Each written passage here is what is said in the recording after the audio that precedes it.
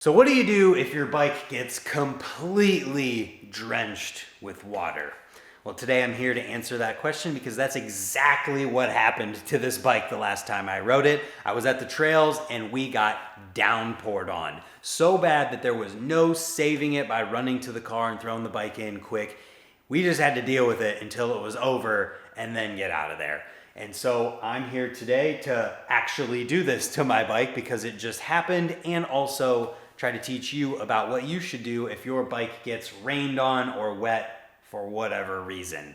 Now, before we get into there, there's two different situations to talk about with this. One, it just gets downpoured on and wet. And two, you actually rode it in the rain and you care enough to have to, maintain the bike and do any preventative maintenance. A lot of people who just ride their BMX bike in the rain are doing it because they don't care, but you're here because you care, and we're gonna talk about what you should do.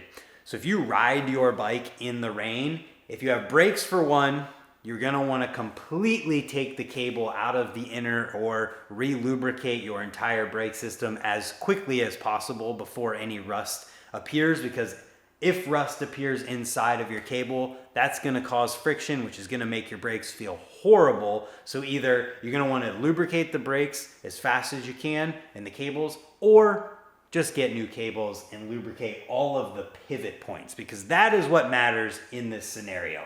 The points where things move. Wheels, headset, bottom bracket, brakes inside the cables, but also the tubing and things of your bike can get ruined by rain as well. And you don't want that. You don't want to have your bike prematurely fail because you let it get rained on and then you didn't take care of it. So with that being said, if it gets rained on, you ride in the rain, take care of your brake cables, but also on any pivot points, just take it all the way apart and re-grease or replace bearings as needed. That's going to keep everything moving the way that it's supposed to. But then you've got things like your bolts and things like that. Take off your bottom bracket, make sure it's all good. Maybe even pop the seal off, and if it needs grease in there or needs replaced, replace that. Same with the headset. Headset you can't take apart as easily. A little bit here and there.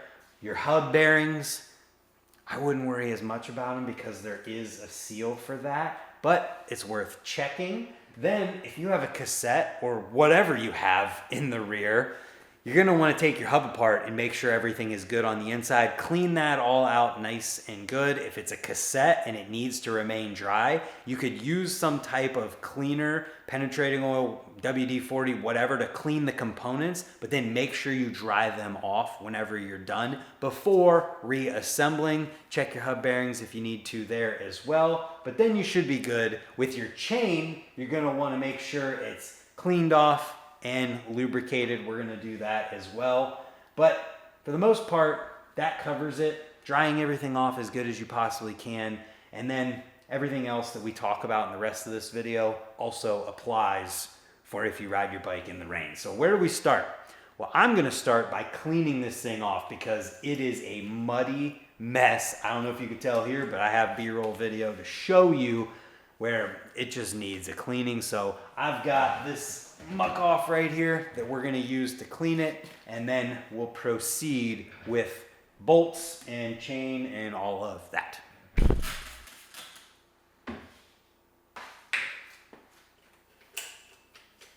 All right, so we have a very clean, very happy bike. Honestly, it looks so good. It hasn't looked this good since the day I built it.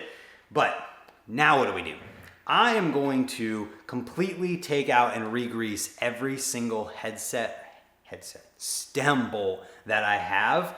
And to do that, I'm gonna do them one at a time so that everything stays tight and in place the way that I had it. So this is going to be a process at this point, but I wanna make sure that I do this. Wow, I just found a spider on my stem. You jumped, where'd it go? Well, anyway, pretty simple. I'm just taking the bolt out, all the way out, and putting grease on here. I will also probably take a little bit of chain lube, put it onto this rag, You know, get it nice and saturated there. And then just wipe the bolt down,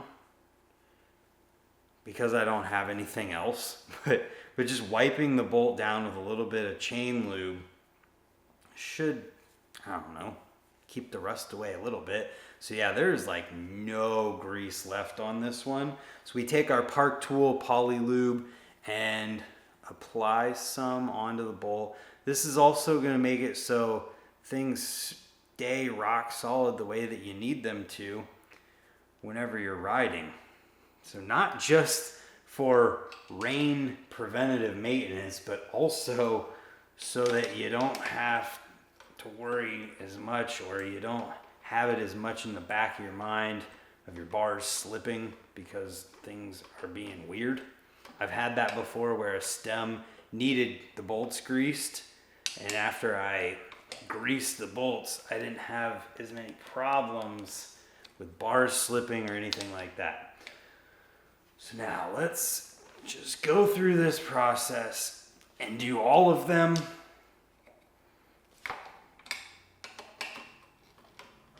Okay, stem bolts are all greased up and cleaned up. So the next thing I'm going to do is move up to my brake lever, which I don't think I need to do much to, but I'm definitely going to work on it just to make sure it's good.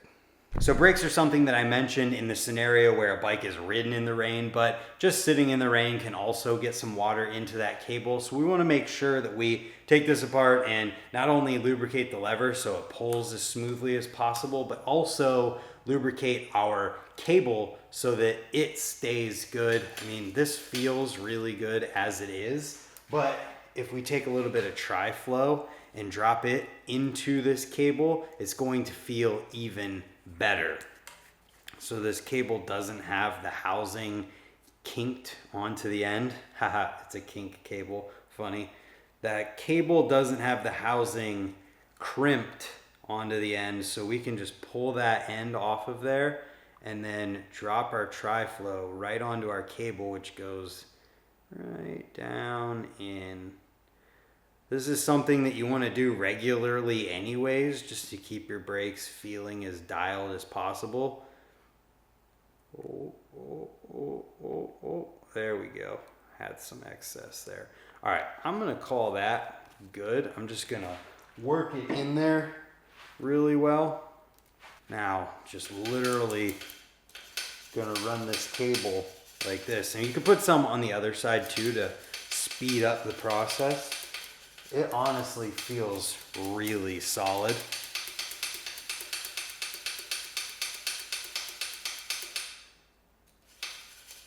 So I'm going to go ahead and put it back in here, and then I might put some into the other side.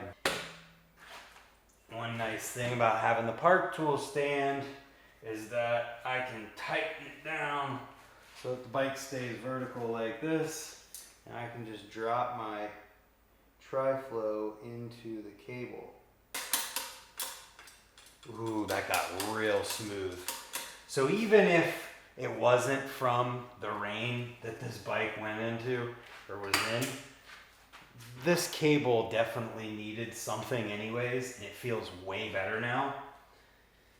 And as I was pulling or messing with these brakes, I can feel friction in the brakes themselves. So I may even go ahead and lubricate my brake mounts so that the brakes pivot on them even nicer. But before we do any of that, let's move the camera down and back, because we got a whole situation in the back of the bike, and then we'll take care of that.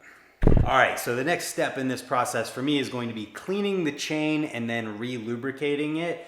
For the sake of time, I'm not going to get out the whole entire chain cleaner from Park Tool.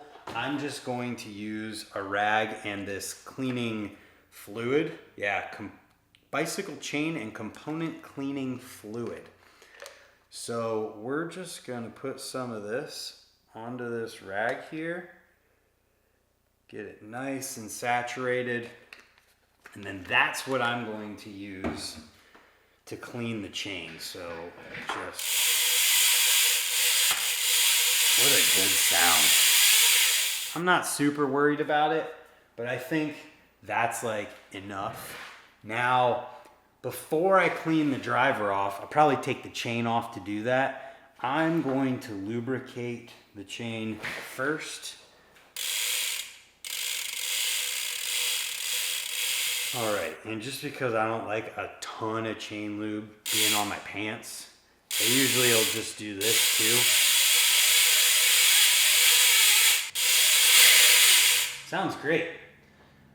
So I'm actually gonna pop this chain off here real quick so I can clean the driver really well. I love the Odyssey keychain. Okay, now the driver is looking gross. This thing is disgusting. That looks pretty dang good. Definitely better than it was. Sweet. And while we're working in the chain area, I figured we should probably just make sure everything to do with the cranks and sprocket are good to go. So I'm gonna go ahead and loosen this bolt up and at the very least, re-lubricate the crank bolt. I guess I probably could have did this while the chain was off. Didn't fully think that through, but that's okay. So realistically, we can put some more grease onto this.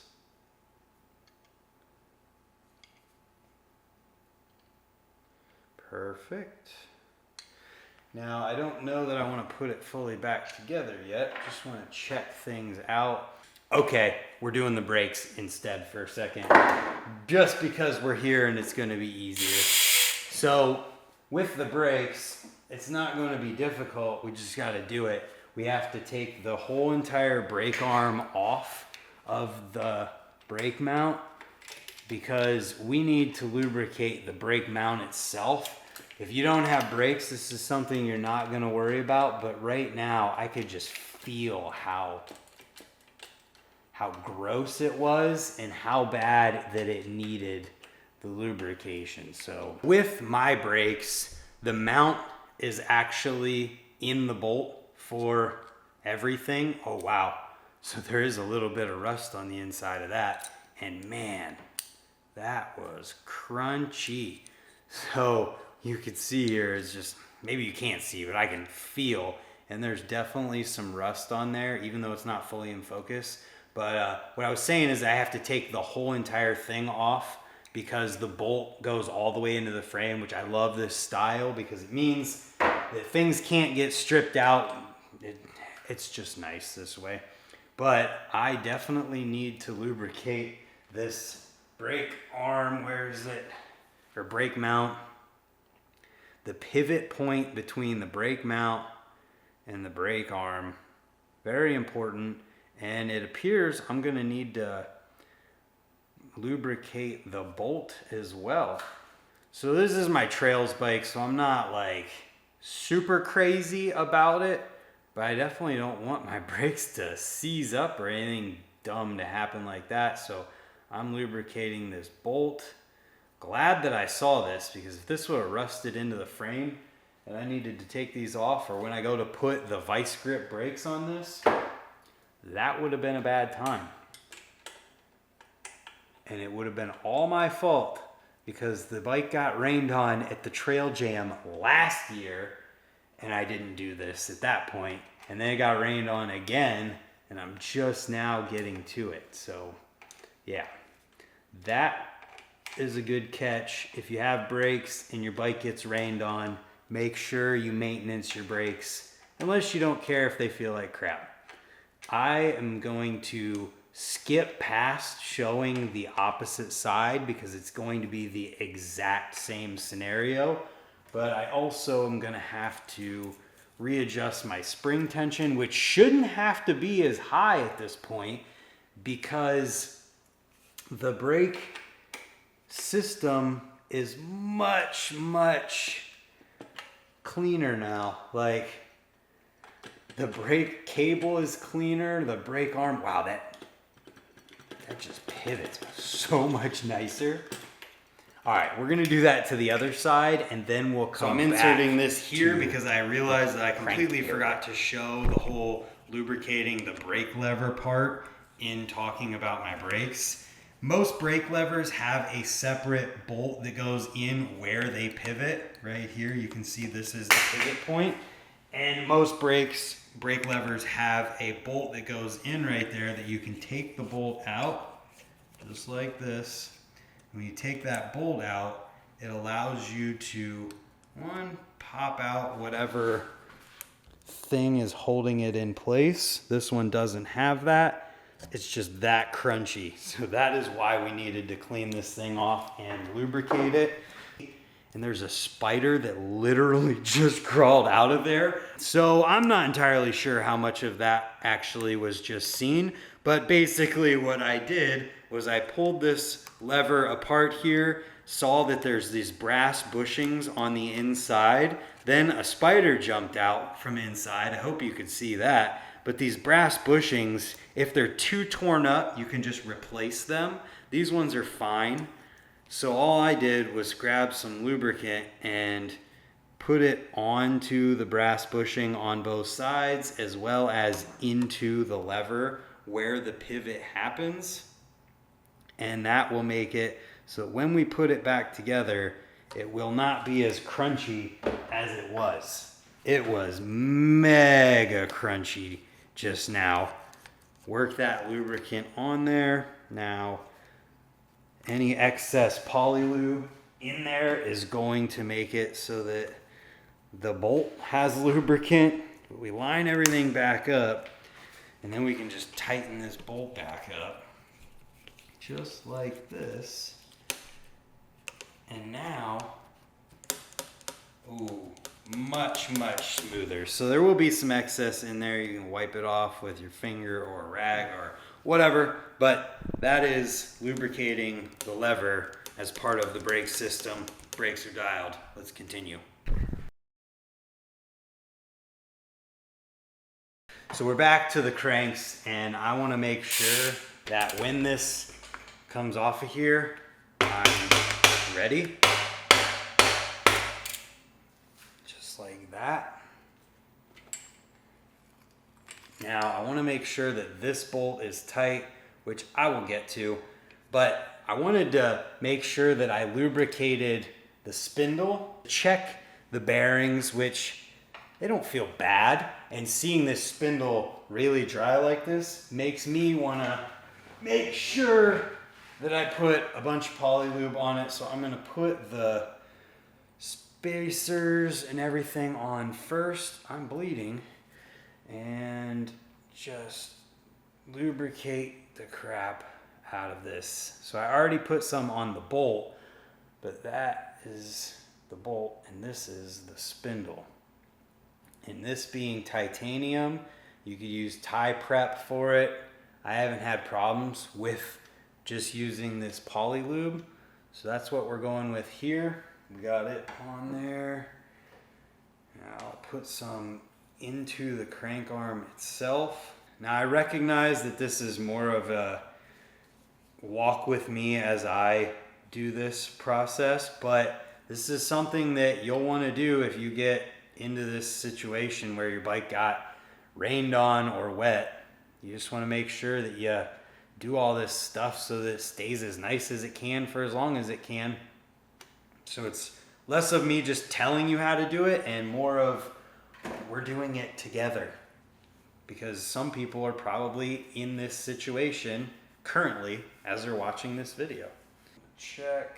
That bolt's tight enough. And rather than monkey around with trying to make everything work with the chain and everything, I'm just gonna go ahead and put this back together, and then we'll pull the chain back apart and put it together again that way. So everything looks good there. Spins really good with both crank arms on. So that's enough that we can get the Allen in there and then tighten it the rest of the way down. And then I'll just take the chain apart again, because that is easier than trying to force all this stuff back together and making it work.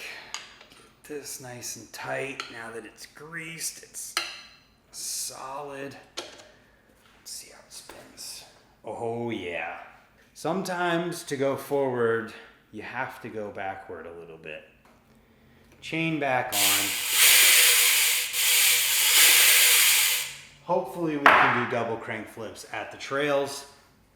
But ultimately at this point, we have most of the pivot points dialed back in. I didn't take the headset apart. I feel like it's going to be okay. But what I want to do last here is just grease up these bolts for my hubs. So this one being the first one. See that? I don't know if that was from the rain or anything. They don't appear to be rusty at all, but I just want to be sure. I'm gonna grab the grease. I mean, this literally looks like it's got nothing on it. Grease it up and make sure it's dialed in. And then I feel like I can see exactly where it was at on the frame. That looks centered. My chain tension, probably decent enough. So I'm gonna go ahead and repeat this process on the other side and then with the fronts as well, because I wanna make sure all the bolts and everything, not gonna be like that. Neither of these felt like they had any grease on them whatsoever. And if you have a male axle in the rear on your bike and you're doing this, just grease up the axle nut, because that's something that can rust as well. All right, so we got the wheels centered. The chain is good enough. I'm honestly probably gonna fix that here in a second, but I don't need to make you sit through it. So I'm gonna do the exact same thing with the front bolts to make sure that they're greased up. And at that point, we will have done it. The bike will have been maintenanced after the rain and ready to go and ride again, in hopes that it doesn't get rained on immediately again when I go ride today. Real quick here to interrupt the process with the front wheel. I just want to show a quick before and after with the first and the second one here. So this is the one that I haven't done yet. You can see definitely pretty rough, but the one that I did actually cleaned up really nicely. I think it looks really good. I probably should have cleaned up the washer too, but for the most part, that's turning out really well. So let's continue with that. So one last thing that I just thought about that you definitely want to check if your bike goes out in the rain is your pedals, and you're going to want to grease those up as well. So hopefully these break loose pretty easily. We're going to have to put the bike on the ground, because the only way I know how to do this safely is with the bike upside down on the ground. And to really be clear, there's like no really safe way to do this unless you have a pedal wrench, which these pedals do not work with a pedal wrench. One of them broke loose really easily. Oh, whoo, you heard that one. And we're just gonna do the same thing we've been doing with everything. Little grease on there. And you know, to be fair, I don't want my pedals to come loose. So it could have been seen as like not the worst thing ever, but I definitely don't want them to be that difficult to loosen either. Now we can do the other side. Grab a little bit of poly lube for this one. Got it. All right, let's move up. All right, so at this point, we have gone over every bit of the bike except for the headset. I'm gonna trust it on this one. It's rotating nicely, and that creaking that you hear is actually the brake cable, but my brakes feel incredibly smooth with all that lubricant in the lever and in the cable and just the mounts, just dialing those in.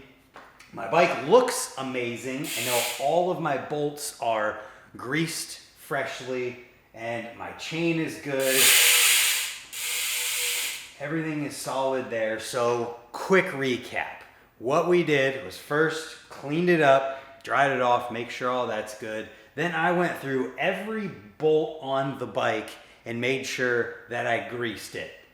And then all of the pivot points, except for the headset, got some sort of treatment to them. Greased and cleaned my chain, not in that order. Greased the bolt for my crank as well as the pedals.